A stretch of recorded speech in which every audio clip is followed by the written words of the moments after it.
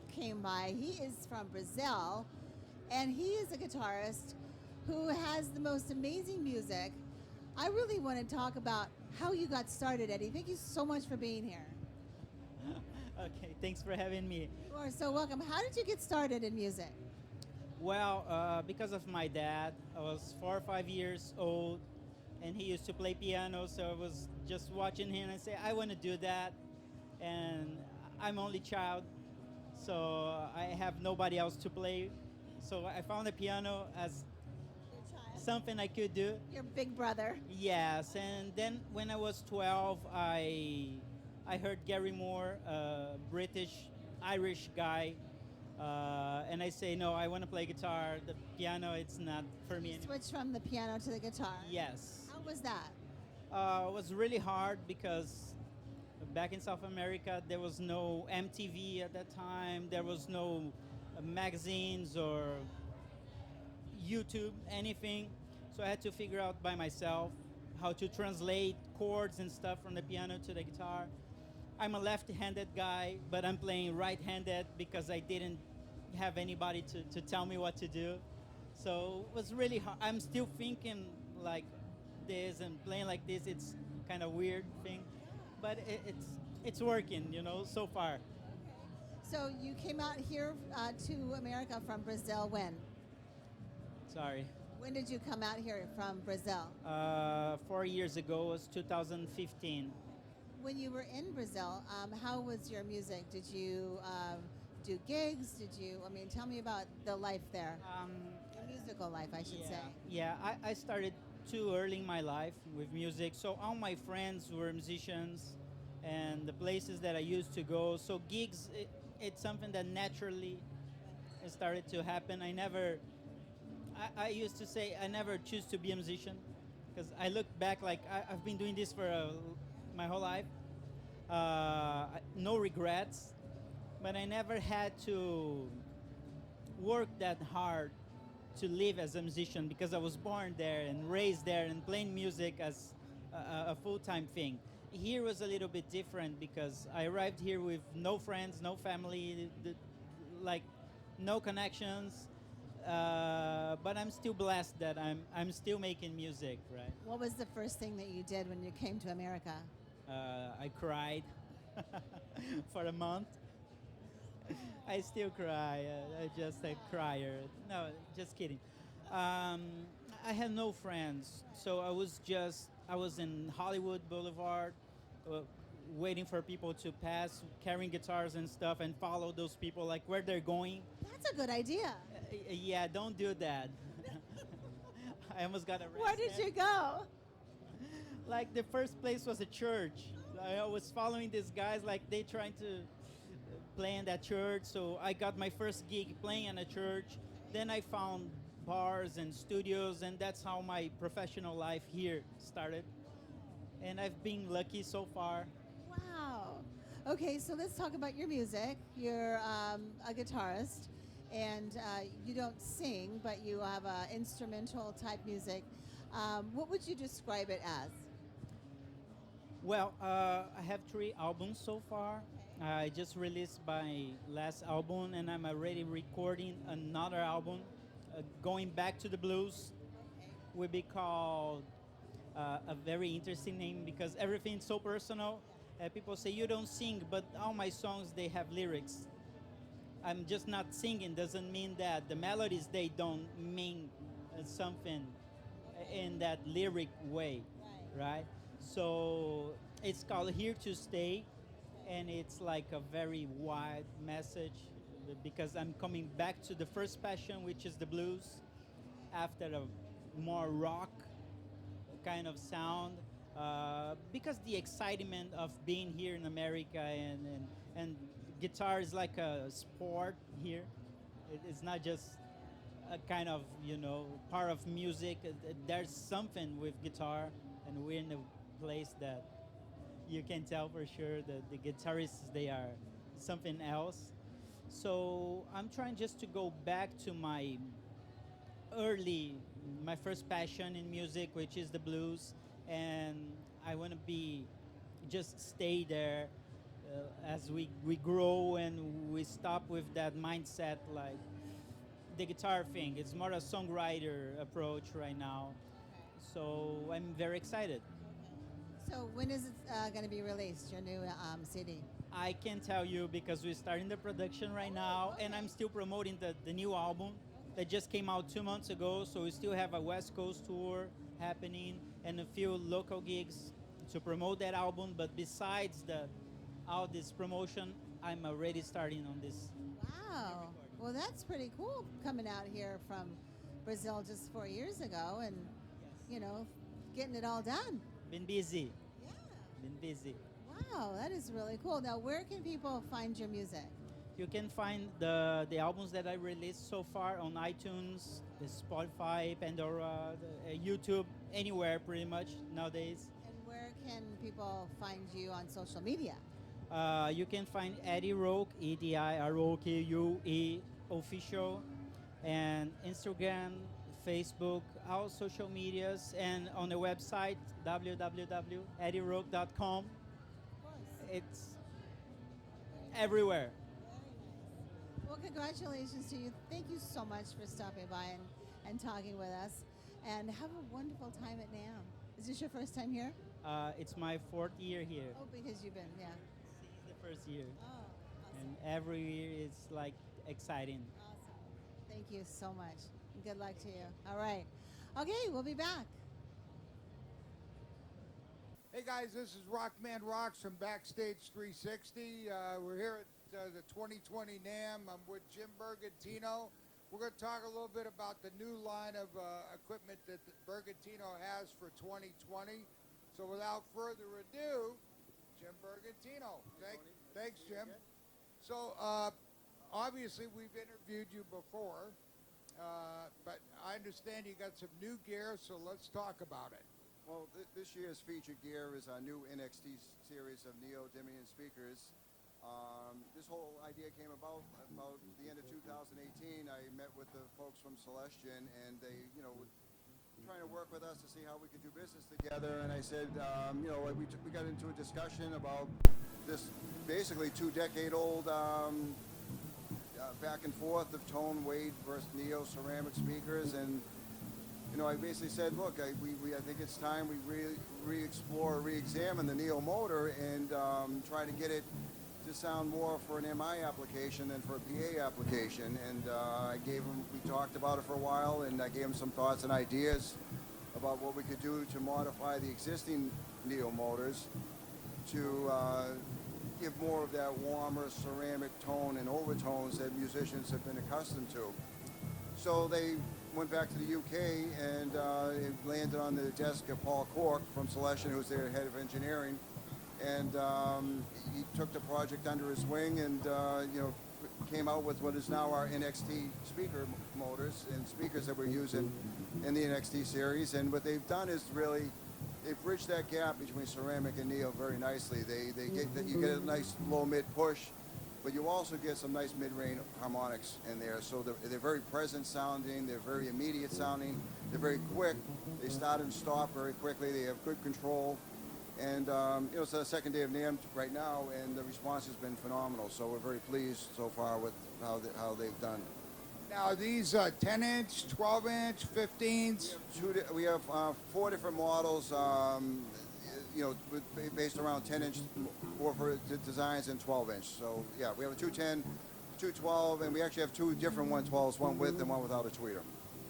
Because actually the single 12 without the tweeter, unless you're really into the slapping and all that, can definitely get you high enough without the need for a tweeter, and you can save yourself some money in the process. Right. Now, as far as artists, who do you have that's using your gear out on tour right now? Well, in the UK, our big artist is Dave Swift. We have his banner down the end there. He's been a great ambassador for the brand, we have countless. Actually, I consider all our customers as artists because they're the ones who support us, and they give us great feedback, and those are the ones we like working for and helping out. And but we do have, we are growing in that department, and we've getting a lot of notoriety and brand recognition over the last couple of years based on designs like these speakers, but also our amps that we've done, the B amp, the Forte, and last year we did the HB, which has gotten a phenomenal response as well. Yeah, I have a few friends that are playing your equipment now, not the newest stuff, but amps from a year or two ago, 3 years ago. They love them. We still get people coming up to us at the shows that it's still raving about speakers we made like 12 years ago, and they still have them and they're using them. So that's always nice to see and hear. You know, we like to think our designs were as good as today as they were back then, and vice versa. And that, you know, the only thing that's really changed over the years, for the most part, has been, you know, people wanting to go with lighter weight rigs, and the challenges that it's imposed upon designers to try to reduce the weight but maintain the tone. And that's actually the premise for the NXT speakers, is to finally, you know, bridge that gap between that neo-ceramic dilemma. Not dilemma, but, you know, all that comparison that everyone's been making over the last, you know, 2 decades, actually. And speaker enclosures, what do you use it for wood? All the lightweight cabinets are made from, they have Baltic birch for the baffles to control the resonances of the woofers, and the shell of the cabinet is made out of a lightweight poplar. And if people want to find you, how are we going to do that? The best way is to go to our website, www.bergantino.com. All the information is there, including our, you know, they can find our dealers if they want to check out some of our cabs and amps. They can contact us directly through our email, and you know, we're a family-based company, and you know, which is people really appreciate, because when they call, they'll usually talk to myself or someone very close to me, and they get very immediate hands-on service. So it's, Now, can customers deal direct with you, or they have to go through your dealer network? well, we do a little bit of both, but it's always nice to support our dealers, especially if they're local to you, because, you know, if you ever need something in a bind or in a pinch, that, you know, they're the ones that you want to go to, and so.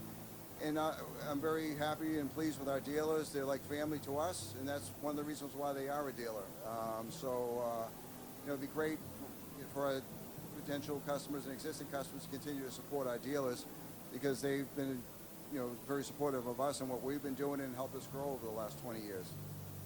Well, good. Jim, thanks for your time. I know you. I see you got a whole crew here waiting to talk to you, but thanks a lot, and good luck on 2020. Appreciate it. Thank you very much, and thanks for stopping by. So, You bet. okay. Hey guys, this is Rockman Rocks from Backstage 360. I'm here with my boy Rob from Firehouse Straps. We're going to talk to him a little bit about his latest creation. So, Rob, when did the company start? So I started Fire Hose Strap 5 years ago. Took a hose that my dad had laying around the house, cut it, threw an old strap through it, hung it on a base, put it on my kit, and went, oh, that's a bass strap. Yeah. And then you expanded it, obviously, to other types of guitars and other things. Exactly, Tony. So doing guitar straps, bass straps, just started a camera strap, which is real cool. So it's just taking what's existing in the world and repurposing it into straps that people can really call their own. Yeah, well, it surely looks like it isn't going to break. Oh, yeah. I kind of feel like if you got in trouble, you could probably pull a car out of a ditch with these. Yeah, no doubt about it. So what are your plans for 2020? So this is the past couple of NAMMs, I've always just been on fellow friends' instruments. It's the first time having a table and just trying to bring in some retailers that want to carry the product, a couple of artists that want to play it and have a good time and have the NAMMily around, right? Right. What kind of price point are we looking at?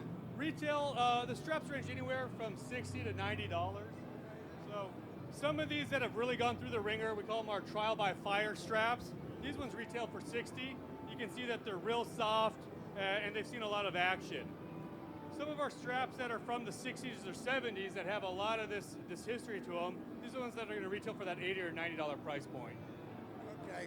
So you have different types, different thicknesses, different years. Exactly, yeah. It's really about how uncommon the strap is, how special it is, and honestly, at the end of the day, how much those rolls cost to bring in.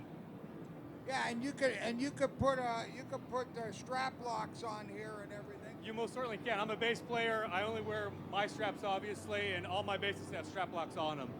Yeah, perfect, perfect. Well, cool, man. What else is going on over here? So we're here at the Dark Glass booth. These are my friends from Finland. We're doing the good bass stuff over here, and same with Neural. So it's just part of the NAMM family and enjoying ourselves. Right. And this is your first NAMM? My first NAMM with a table. It's my fifth NAMM, getting to have some product on the floor. Right. Well, cool, man. Hopefully we can help you guys. Thanks, Tony. Appreciate you, brother. Hey, no worries, man.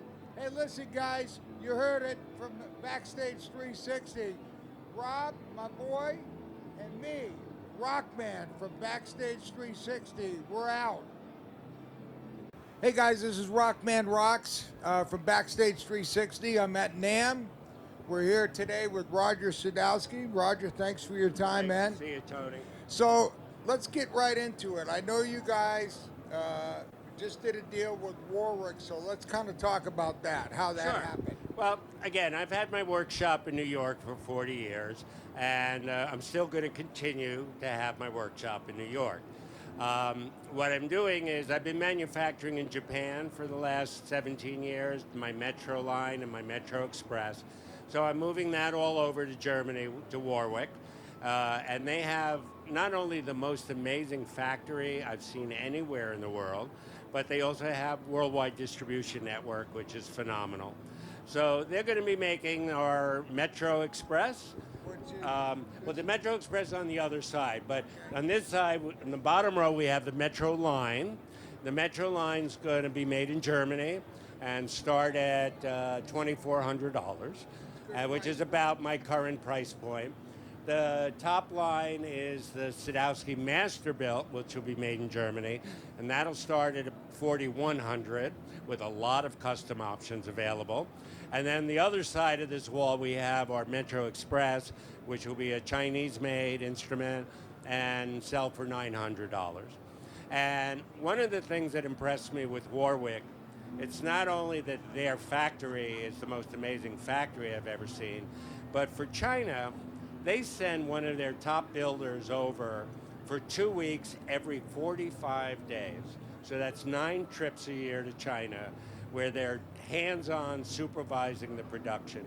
I don't know anyone else in the business who does that.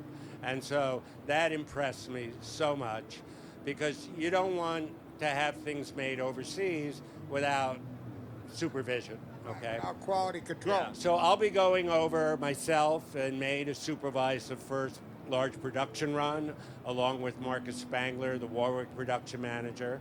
And I'll be going to Germany in March to supervise the first German production run. So I'm totally involved in everything we're doing with Warwick. So the custom shop in New York, where you're located, you'll still be making artists. Absolutely. That'll be the Sadowsky NYC shop.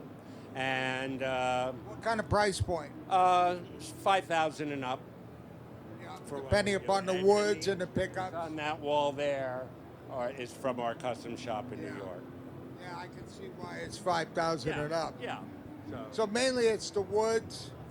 All about woods. They have the most amazing wood stash I've ever seen.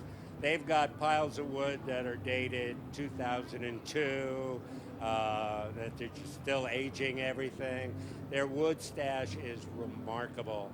And Marcus, who is the production manager, before he became the Warwick production manager, was selling them their wood.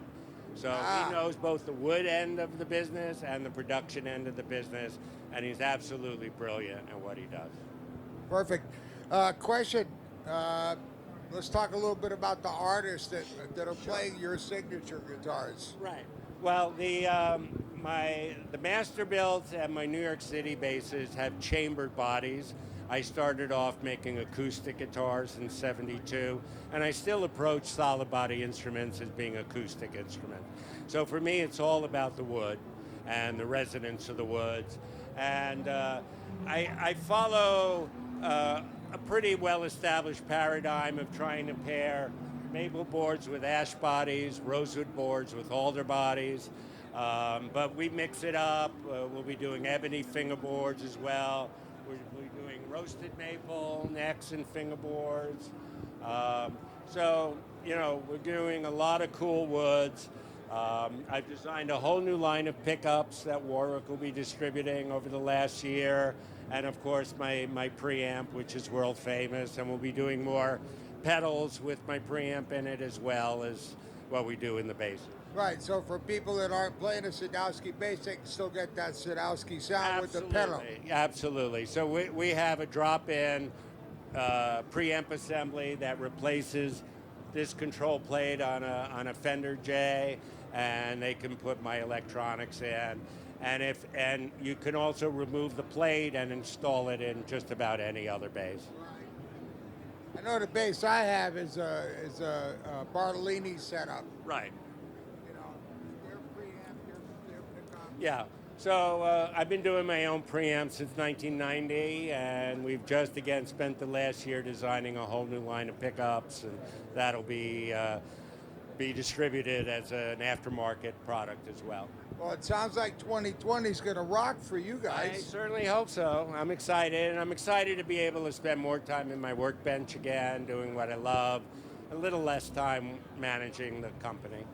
Well, that Warwick will be doing that, Exactly. and you'll be making your custom bass. And dealing with all my artists. And Who, artist-wise, who's playing your stuff right now? you know, Will Lee is one of my biggest artists. Verdine White from Earth, Wind and Fire. Verdine will be here tomorrow at 1 o'clock.